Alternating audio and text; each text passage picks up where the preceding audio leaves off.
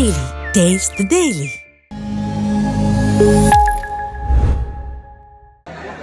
திருமஞ்சு, செண்பகம் ஆகியோரின் குடும்பத்தினருக்கு எனது ஆழ்ந்த இரங்கலை தெரிவித்து மறைந்த மூவருக்கும் விடுதலை சிறுத்தைகள் கட்சியின் சார்பில் எனது வீர வணக்கத்தை செலுத்துகிறேன். இந்த வெடி விபத்தில் சற்றும் எதிர்பாராத வகையிலே மூவரும் பெண்கள் மூவரும் பலியாகி இருக்கிறார்கள், உயிரிழந்திருக்கிறார்கள். அவருடைய குடும்பத்தினருக்கு ஆறுதல் சொல்வதற்காகத்தான் நான் திருவண்ணாமலை நிகழ்ச்சிகளை எல்லாம் முடித்துக் கொண்டு இங்கே இந்த இரவு வேளையில் வந்து சேர்ந்திருக்கிறேன். இதன் பிறகு நான் நெடுந்தூரம் பயணம் செய்ய வேண்டும். காலை 9 மணி அளவில்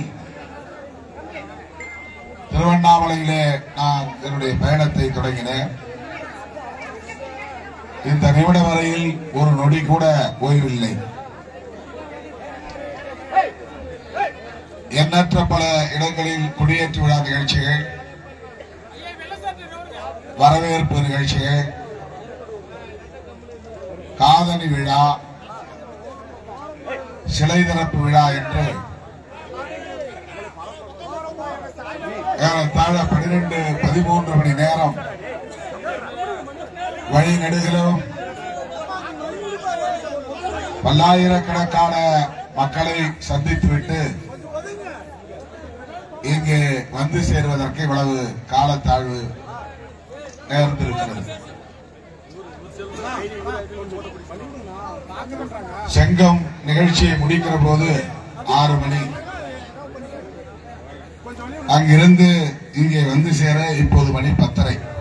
4.5 மணி நேரம் செங்கத்திலிருந்து கம்பைநல்லூர் வருவதற்கு ஆகியிருக்கிறது.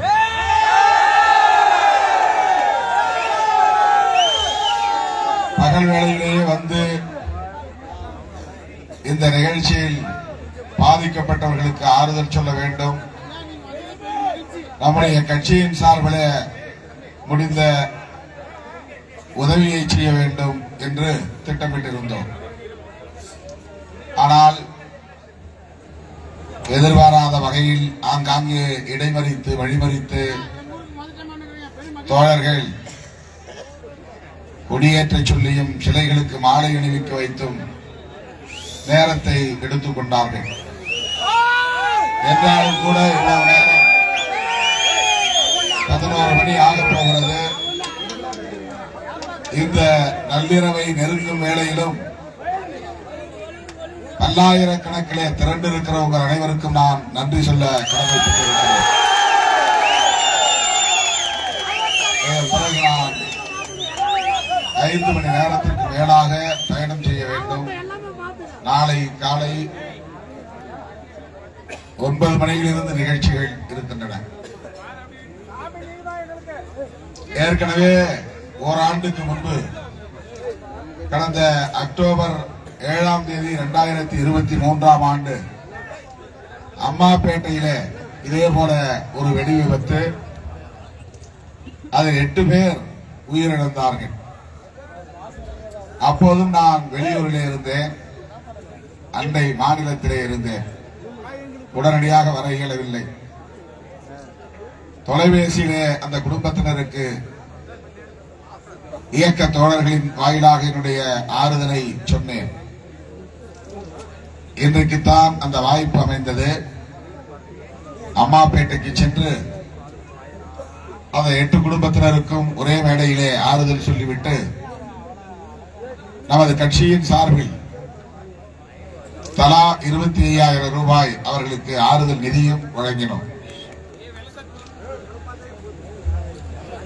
அதை முடித்துக் கொண்டு கம்பைநல்லூர் இந்த 3 பேருடைய குடும்பத்தினரையும் சந்திக்க வேண்டும் என்ற நிலையிலே வந்து வெறுங்கையாக பார்த்துவிட்டு செல்ல முடியாது என்கிற சூழலில் இயக்க தோழர்கள் தங்களால் இயன்ற நிதியை திரட்டி ஒவ்வொரு குடும்பத்திற்கும் தலா 75,000 ரூபாய் இப்போது வழங்கப்பட்டிருக்கிறது. அம்மாப்பேட்டையிலே 25,000 தான் கொடுத்தோம். இங்கே சற்று கூடுதலாக இயக்கத்தின் முன்னணி தோழர்கள் அவரவர் சொந்த பணத்தில் இருந்து அள்ளி தந்த நன்கொடையை வைத்து இந்த நிதியை நாம் வழங்கியிருக்கிறோம். அது மட்டுமில்லாமல் இப்போது தலா 10,000 ரூபாய் கூடுதலாக காசோலை தருமபுரி அம்பேத்கர் அறக்கட்டளையின் சார்பில் அந்த 3 குடும்பத்திற்கும் வழங்கப்படுகிறது.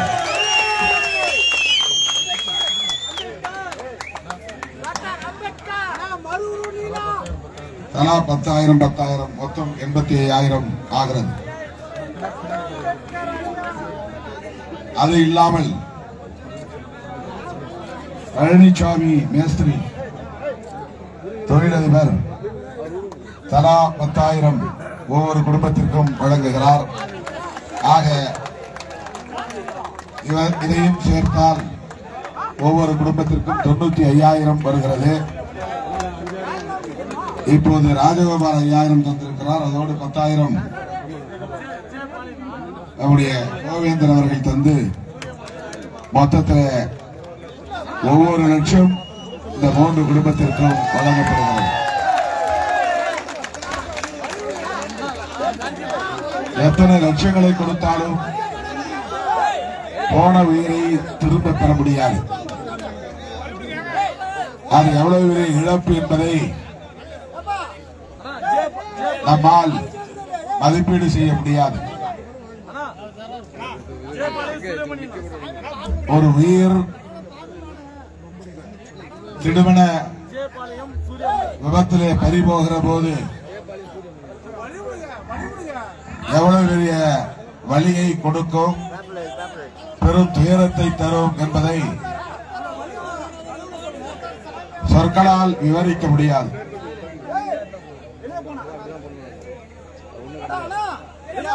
அப்படிப்பட்ட பெருந்துயரத்திலே வீழ்ந்திருக்கிற தியாகு விஜயகுமார் மற்றும் மேகநாதன் ஆகிய மூவரும் தம்முடைய குழந்தைகளோடு இந்த வேளையிலே வந்து கதறி அழுததை நீங்கள் பார்த்திருப்பீர்கள்.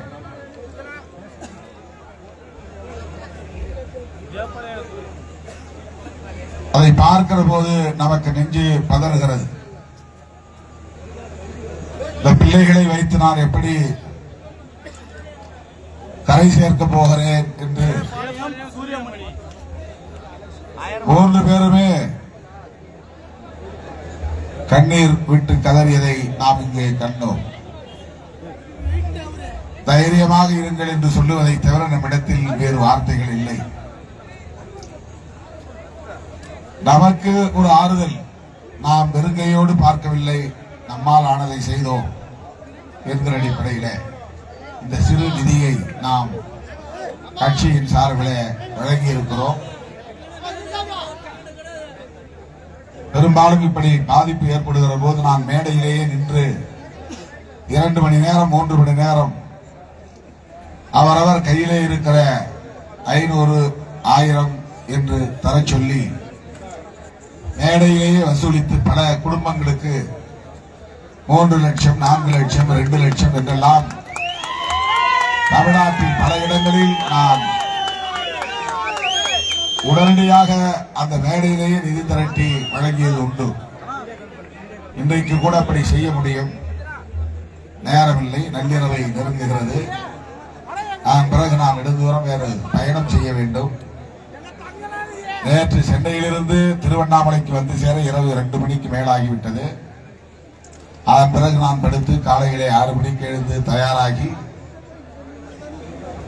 7 மணியிலிருந்து வந்த பார்வையாளர்களை எல்லாம் சந்தித்து விட்டு பிறகு ஒப்புக்கொண்ட ஒப்புக்கொள்ளாத நிகழ்ச்சியில் தான் அதிகம். ஒப்புக்கொண்டது ஒரே ஒரு நிகழ்ச்சி தான்.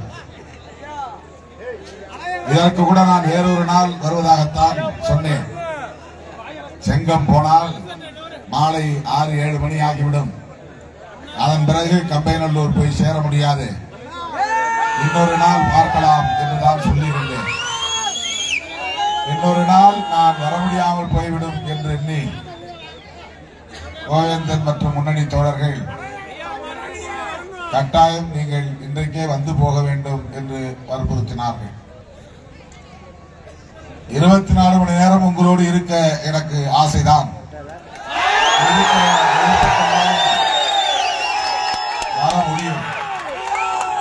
எனக்கென்று வேற எந்த பெரிய வேலையும் கிடையாது. நீங்கள் கூப்பிடுகிற இடத்திற்கெல்லாம் வருவதுதான் என்னுடைய வேலையே.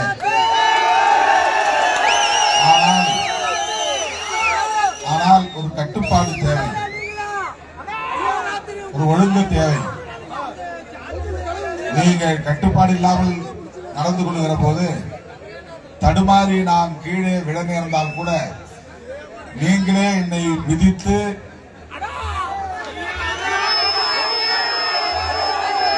உங்கள் கால்களாலே என்னை விதித்து எனக்கும் முடிவை தேடக்கூடிய நிலை வந்துவிடும்.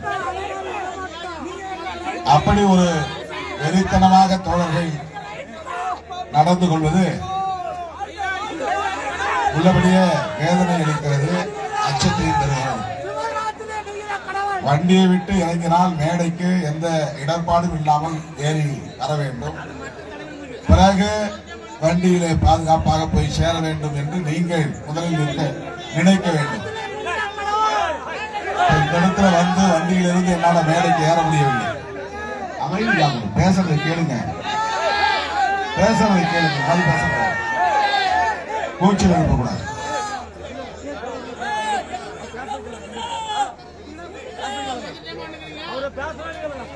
தோழர்கள் கையெல்லாம் கீறி பல இடங்களில் ரத்த காயம். நவலையிலே ஒரு பையன் ஓங்கி பின்னால் இடித்ததில் கடுமையாக தலை சுற்றம். இதெல்லாம் இல்லாமல் இருந்தால் எந்த நேரம் உங்களோடு என்னால் பயணிக்க முடியும். ஒரு நிகழ்ச்சிக்கு குறிப்பிட்ட நேரத்தில் வந்து சேர்ந்து அதை முடிக்க உங்களுடைய ஒத்துழைப்பு முக்கியமானது. திட்டமிடாத ஏராளமான நிகழ்ச்சிகள் வழியில எந்த இடத்திலையும் நான் குடியேற்றம் சொல்லல. நேரா செங்கத்தை முடிச்சுட்டு அம்மாப்பேட்டை முடிச்சுட்டு கம்பைநல்லூர் வரணும். வந்திருந்தா இங்க 7-7:15 தான் வந்துருக்க முடியும். நிகழ்ச்சி ஒரு அரை மணி நேரத்தில் முடிச்சுட்டு நான் 8 மணிக்கு திரும்பி இருக்க முடியும். இந்நேரம் நான் சென்னையை நெருங்கி இருக்க முடியும். ஆனால் வழிநெடுக திட்டமிடாத நிகழ்ச்சிகள், ஆங்காங்கே வழிமறித்து தோழர்கள் அவ்வளவு நெருக்கடிகளை தந்தார்கள் என்பதை வருத்தத்தோடு சுட்டிக்காட்டுவது என்னுடைய கடமையாக இருக்கிறது. இன்னும் பல தூரத்தை நாம் கடக்க வேண்டி இருக்கிறது. நாம் இப்போ சும்மா ஒரு மாநில கட்சி என்கிற அங்கீகாரத்தை தான் பெற்றிருக்கிறோம். அதுக்கே 25 வருஷம் நான் படாத பாடுபட வேண்டியிருந்தது. 10 வருஷம் தேர்தல் அரசில் வராமல் மொத்தத்தில் 35 ஆண்டுகள் ஒரு மாநில கட்சி என்ற அங்கீகாரத்தை பெறுவதற்கு பெரும்பாடுபட நேர்ந்தது. சில பேர் 50-60 வயசு வரலும் சினிமாவோட நடிச்சு புகழை தேடி, பொருளை தேடி, சுகத்தை தேடி சொகுசாக வாழ்ந்துவிட்டு இளமை காலத்தை எல்லாம் சொகுசாக கழித்துவிட்டு தேவையான அளவுக்கு சொத்து சேர்த்து வைத்துக் கொண்டு காலாவதியான காலத்தில் அரசியலுக்கு வந்து அதிகாரத்தையும் கைப்பற்றுகிறார்கள். அவங்க ஊர் ஊரா இப்படி போய் அலைய வேண்டியதில்லை, ஊர் ஊரா போய் கொடியேற்ற வேண்டியதில்லை, ஊர் ஊராய் போய் மக்களை சந்தித்து பேச வேண்டியதில்லை. உடனே கட்சியை தொடங்கலாம், அடுத்து ஆட்சிக்கு போகலாம். ஆனால் என்னுடைய இளமையை முழுமையாக தொலைத்து தூங்க வேண்டிய நேரத்தில் தூங்காமல், சாப்பிட வேண்டிய நேரத்தில் சாப்பிடாமல், வாழ வேண்டிய நேரத்தில் வாழாமல், ஓய்வென்றால் என்னவென்று தெரியாமல், உறக்கம் என்றால் தேவையான நேரம் உறங்காமல், பொழுதுபோக்கு என்றால் தெரியாமல் சினிமாவுக்கு போனதில்லை, பீச்சுக்கு போனதில்லை, பொழுதுபோக்கில் கலந்து கொண்டதில்லை, விளையாட்டில் பங்கேற்றதில்லை, லீவு நாள் என்று சனி ஞாயிறிலே ஓய்வெடுத்ததில்லை, குடும்பத்தோடு கோடை வாசஸ்தலம் போய்விட்டு வருவோம் என்று போனதில்லை, குடும்பத்தோடு வெளிநாட்டுக்கு போய்விட்டு 10 நாள் சுற்றிவிட்டு வருவோம் என்று சுற்றியதில்லை, விரும்பிய உணவகங்களுக்கு போய் நல்ல நாக்குக்கு சுவையாக சாப்பிடலாம் என்று சாப்பிட்டதில்லை, கிடைக்கிற கஞ்சியை குடித்துக் கொண்டு ஒரு நாளைக்கு 3 மணி நேரம் 4 மணி நேரம் உறங்கி 35 ஆண்டு காலம் பாடாய்பட்டு அரும்பாடுபட்டு வாழ்க்கையை முழுமையாக தொலைத்து இந்த இடத்தை அடைந்திருக்கிறோம். ஒரு மாநில கட்சி என்ற அங்கீகாரத்தை பெறுவதற்கு இவ்வளவு பெரிய இழப்பை சந்தித்துதான், வாழ்வை தொலைத்துதான் இந்த இடத்தை எட்டி பிடிக்க முடியும். அப்படி இருந்தும் நம்முடைய வளர்ச்சியை பொறுக்காத சாதி வெறி பிடித்த கும்பல் நம்முடைய கொடிக்கம்பத்தை வெற்றி சாய்க்கிறார். மத வெறி பிடித்த கும்பல் நமக்கு எதிரான அவதூறுகளை தொடர்ந்து பரப்பிக் கொண்டிருக்கிறார்கள். புரட்சியாளர் அம்பேத்கர், தந்தை பெரியார், ஆகிய மாமனிதர்களின் கொள்கையிலே எனக்கு ஒரு தெளிவு இருக்கிறது. அந்த கொள்கைகளை பரப்புவதிலே எனக்கு ஒரு துணிவு இருக்கிறது. அந்த கொள்கைகளில் எனக்கு தீவிரமான பிடிப்பு இருக்கிறது. அதனால் எந்த கொம்பனாலும் என்னை விலைக்கு வாங்க முடியாது.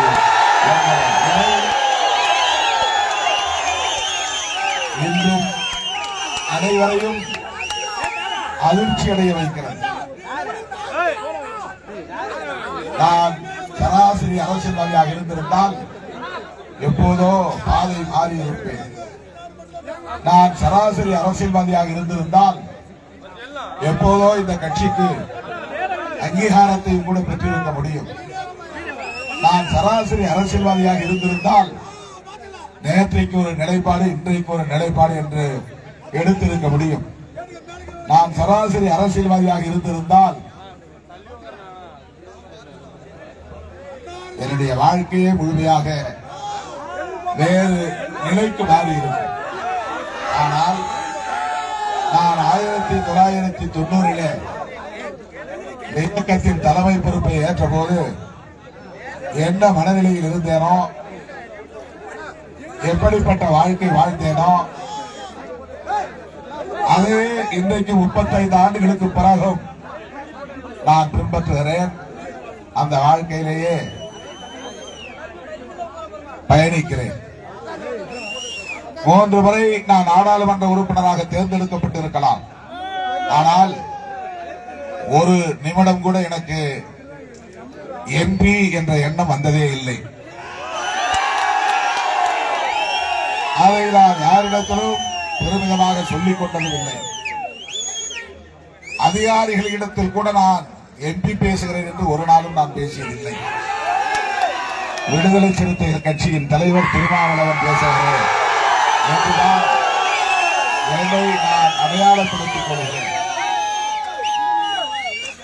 பதவி பரிசிலே எந்த ஈர்ப்பும் எனக்கு இருந்ததில்லை, இனியும் இருக்கப் போவதில்லை.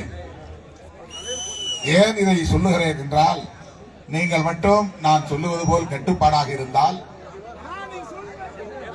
ஒழுங்கை கடைபிடிக்கக்கூடியவர்களாக இருந்தால், நான் விரல் நீட்டுகிற திசை நோக்கி ஒற்றுமையாக நீங்கள் செயல்படக்கூடிய நிலை இருந்தால், கோட்டையில் சிறுத்தைகளின் கொடியை பறக்க வைக்க முடியும். என்னால் ஓங்கி சொல்ல முடியும், என்னால் உரத்து சொல்ல முடியும். சில பேர் கேட்கிறார்கள், எவனோ திடீர் என்று கட்சி தொடங்குகிறவன் எல்லாம் நான் தான் முதலமைச்சர் என்று பெருமையாக சொல்லிக் கொள்கிறார்கள். நீங்கள் ஏன் சொல்ல தயங்குகிறீர்கள்? உங்களுக்கு என்ன தயக்கம், ஏன் அப்படி சொல்ல மனமில்லை என்றெல்லாம் பத்திரிகையாளர்கள் இடத்திலே பல முறை கேட்டிருக்கிறார்கள். முதலமைச்சர் பதவி என்பது மக்கள் பார்த்து தருகிற ஒன்று. அது ஒரு கட்டளை, அது ஒரு பதவி அல்ல. அதை நாமே நான் தான் அடுத்த முதலமைச்சர் என்று சொல்லிக் கொண்டு தம்மத்தம் அடிப்படையே எந்த பெருமையும் இல்லை.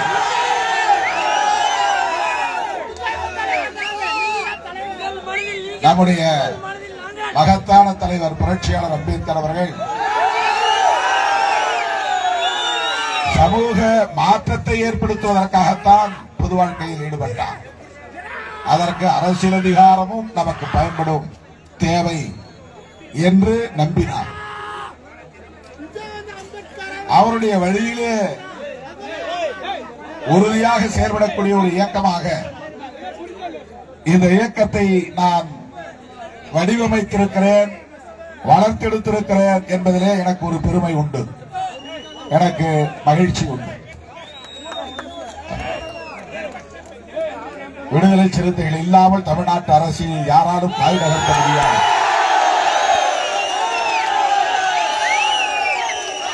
இது என்னுடைய கர்வம் அல்ல, காலத்தின் கட்டளை. இது நான் கர்வத்தோடு பேசவில்லை. ஆனால் காலம் அப்படி ஒன்றை தீர்மானித்திருக்கிறது. சிறுத்தைகள் இல்லாமல் தமிழ்நாட்டில் அரசியல் நடக்காது, காய்களை நகர்த்த முடியாது என்பதை இந்த 35 ஆண்டு காலம் நாம் சகித்துக் கொண்ட, பொறுத்துக் கொண்ட அரசியல் நடவடிக்கைகளால் இந்த நிலையை காலம் தீர்மானித்திருக்கிறது, காலம் உருவாக்கி இருக்கிறது. 2026 தேர்தல் யார் முடிவெடுக்க போகிறார்கள்? அந்த தேர்தலில் எத்தகைய முடிவு, யாருடைய முடிவால் நிகழப்போகிறது என்பதை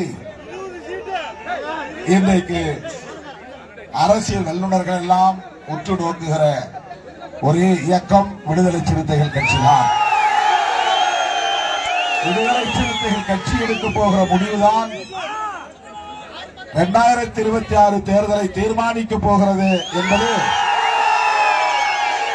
அரசியல் வல்லுநர்களின் நம்பிக்கையாக உள்ளது.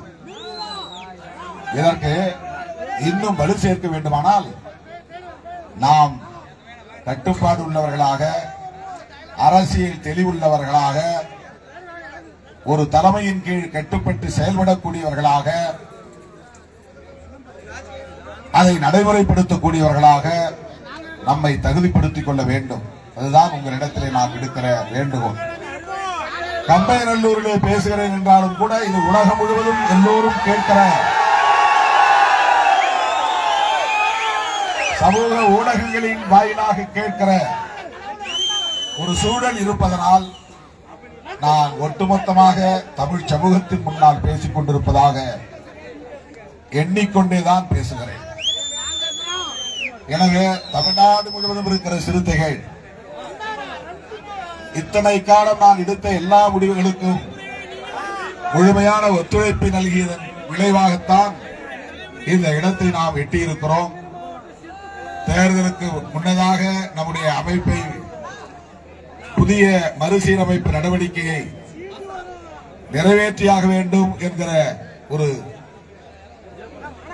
பெருஞ்சுமையும் நம் முன்னால் கிடக்கிறது. நான் 3 நாள் வியட்நாம் போய்விட்டு உலகத் தமிழர் மாநாட்டில் பங்கேற்றுவிட்டு நேற்று 11 மணிக்கு காலையில் வந்து இறங்கினேன். நேற்று 11 மணியிலிருந்து ஒரு நொடி கூட ஓய்வில்லை.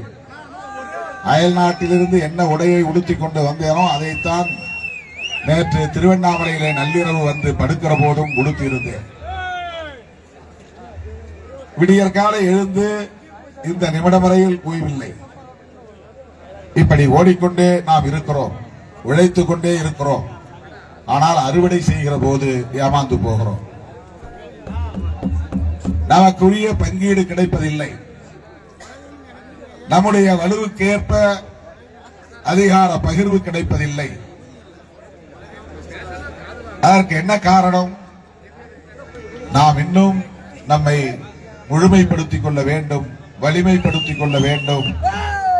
கட்டுப்பாட்டை, ஒழுங்கை கடைபிடிக்கிற ஒரு மகத்தான பேரியக்கம் என்பதை உறுதிப்படுத்தியாக வேண்டும்.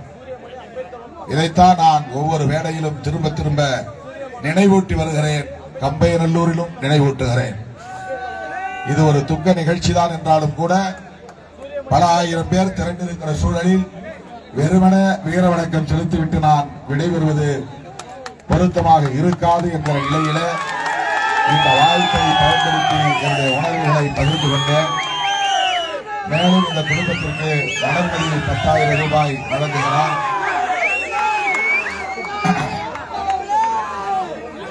முத்து நகர செயலாளர் 5000 பொம்படி 5000 வழங்குகிறார். சூரியமணி அம்பி தலைவர் 1000 ரூபாய் வழங்குகிறார்கள். சந்தோஷ்குமார் ரூபாய் 3000 வழங்குகிறார்.